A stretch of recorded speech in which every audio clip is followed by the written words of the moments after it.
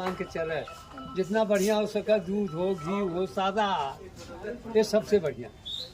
तो इसको उठाते हैं तो दिक्कत नहीं होती आपको? कुछ नहीं ना दिक्कत हो, सब तो फंस आपके गुरु कौन था? जाते। गुरु हनुमान जी हैं। ये आपको कोई प्रेरणा दिया होगा ना कि आप आइए अखाड़े में भाजिए? हमसे कोनो कला नहीं छूटल है, कुश्ती, kabaddi, volleyball, football, cricket, hockey, मतलब जो कुछ है। आपके बच्चे कितने हैं अंकल जी? ये सब हमारे ही बच्चे हैं ना। नहीं बताइए थोड़ा। सब बच्चे हैं, इसमें छोड़ दीजिए भाई।